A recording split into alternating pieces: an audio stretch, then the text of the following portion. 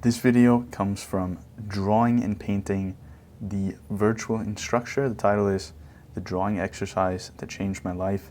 Let's see if it can change our lives too. Do a drawing exercise that changed my life, and maybe it'll do the same for you as well. What? Okay, I had no idea he was going to say that. That's hilarious. Hello there everyone, Matt here with thevirtualinstructor.com, and in this video I'm going to share with you a drawing exercise that absolutely changed my life. That's one of the reasons why I'm sitting here talking to you today. But before we get into that, I'd like to remind you, if you haven't done so yet, make sure you subscribe to the channel and click on that notification bell so you're notified whenever we upload new videos like this. Make sure you subscribe and click on the notification bell. This drawing exercise comes from the fantastic book Drawing on the Right Side of the Brain by Betty Edwards. Now, the left side of our brain is responsible for more analytical aspects of things that we have to process, like mathematics, while the right side of our brain is more responsible for creative type processes, like drawing and painting. Now, we obviously can't create a piece of artwork without using both our left brain and our right brain. The problem is, for some folks, their left brain gets in the way. However, if we can isolate our right brain, which functions more on line, shape, form, value, color, and texture, then we're going to have a better chance of actually replicating what we see in reality. See, I'm very curious, actually, which part is functioning where, because to me this looks very analytical. I don't know, it seems like a very analytical way to look at it. You kind of block out the shapes and get the structure like that. It's a very practical, strategic method. I don't know. I'm curious where those actual brain functions are happening. Maybe I'll read this book. Maybe they talk about it more. The trick is, if we're trying to create a representational drawing, we need to allow our right brain to dominate a little bit more over the top of our left brain. And this drawing exercise that I'm about to share with you does just that. Now, we'll just start here with the photo reference, and this gentleman looks like a good reference. We'll turn this photo reference into a line drawing, and you can do this through tracing if you prefer. Oh my gosh. Now, I'm going to use this line drawing to create a drawing on a sheet of paper that's exactly the same size. But instead of drawing it right side up, I'm going to simply turn our line drawing upside. Yeah. You know, I wish he would have just got to the point, because now we've watched so much of the video and the exercise is just flipping it upside down. What's going to happen here is it's going to force my mind to not think about what I'm drawing, but instead focus on the lines and shapes that I actually see. So this is an interesting exercise. You can do this with your paintings as well. You can flip your painting upside down. It's going to reveal a lot about the form and the structure. There's a kind of general structure to the head that it should look almost like a bit of an egg shape, and if you flip your painting upside down, you'll see if it's skewed in any particular direction. So this is a useful trick if you want to just get fresh eyes. It's a little bit like looking in the mirror. When you look in the mirror, you're going to see the mirrored image, which is flipping horizontally. If you flip it upside down, of course, you're going to be seeing the reverse image flipped vertically. I don't like the approach that he's taking, where he's doing these lines. I could see it being more useful if you're just looking for the structure, for the form. How can you actually imitate what you're seeing and do quick mark making to get that same sort of structure? I think that would be much more useful practice. But let's see what he does with this. So you can see it takes my left brain out of the process almost completely. Now, as you go through this exercise, you'll actually start to feel your mind shift, and you'll notice that you are concentrating on the lines and shapes instead of the actual objects that you're drawing. Again, I don't know how much of that is actually about these different parts of the brain versus just the fact that you don't have that familiarity. It's not something that you've practiced many times. It's not something that you're doing in study that's going to become a habit. So when you're working on a portrait, for example, you're working on the same sort of portrait, the same face, the same structure again and again, and that image kind of gets burned into your brain in a way, even with those mistakes that come along with it.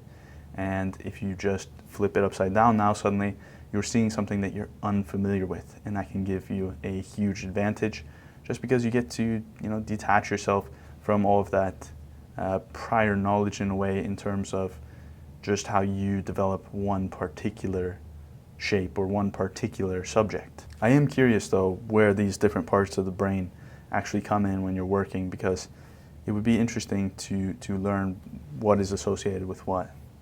This shift won't happen immediately, but it will happen. You're almost forced into it. Now, of course, making mistakes is acceptable. As you can see, I'm erasing a little area. In fact, if you see mistakes, that is actually a good sign. That means you're actually understanding the spatial relationships that are happening between the lines and the shapes that are created. This ultimately leads to better representational drawing, because this is how we draw representationally as artists. We have to take out the subject matter and take our left brains out of the processes. It drives me crazy that he's doing this like one line at a time. He's doing this outline. It drives me crazy. I can't believe he's not going for bigger shapes here. But anyways, he has some good points. And instead allow our right brains to take over and focus on what we're actually seeing. This is how we create illusions in drawings and paintings. Now you can see I'm only using lines for this drawing, and you could do this with values as well if you prefer, or colors, but this process using only lines is definitely sufficient for starting to train your brain to see things differently, to start making your brain start to see the world as an artist sees the world when they're trying to create a representational drawing. Now, obviously, we shouldn't draw all of our drawings upside down using references that are upside down. That might seem a little bit silly. I think if you did that, then you'd have the opposite problem. So you'd have to start flipping your drawings right side up in order to get a sort of fresh look at them. That would be a funny idea. Drawing exercise is one that you should probably revisit every once in a while. And if you've never done it before, you should definitely do it. Oy. Because again, this drawing exercise is the one that changed my life and helped me understand the way that we see the world as artists, and also, more importantly, that drawing is a skill that anyone can learn. So just an interesting thing to point out here, you can see if you look at the face that's on the left here versus the one that's on the right, this is the type of thing I was talking about. You can notice this when you're looking at the portrait upside down. There's a certain egg shape and a certain kind of commonality that you need to follow. So this face on the left, you can see the structure is much more solid. He's got this big, confident shape, and the features fit appropriately within that. You can see the nose is centered, the eyes are proportioned on each side, the mouth is centered down to the jaw. Versus over here, there's some serious problems going on. That mouth is maybe centered. It looks like it's pretty close to centered. It looks good.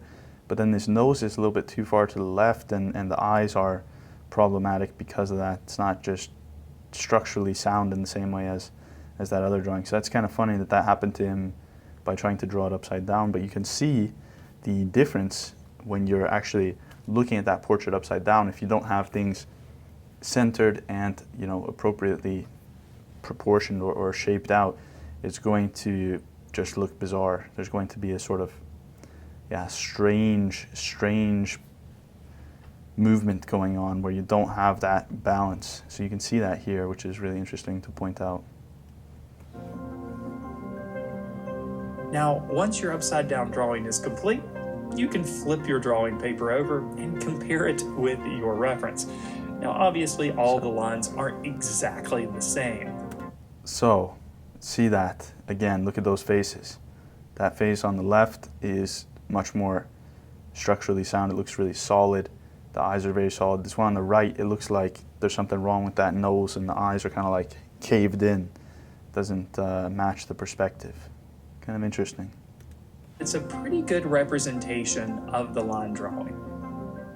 So, it is an interesting exercise. How valuable it is to do it with the lines in that way, I'm not sure. But it would be an interesting exercise to do, even just for a very short amount of time, to compare your drawing to your reference, or to compare your painting to your reference, to just get fresh eyes. Even without the model, you can do this with your painting or with your drawing. You just flip it upside down, see what looks weird, see what stands out, because there's a certain balance and rhythm and structure to it all that you'll be able to identify. So it's definitely worth trying out. It's worth trying out with your paintings as well.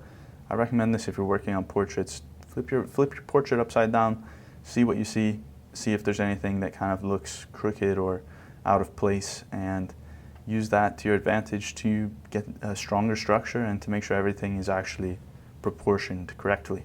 Feel free to leave any questions in the comments. Feel free to suggest any videos you want me to react to. And with that being said, I hope this was helpful. Thank you so much for watching, and have a great rest of your day.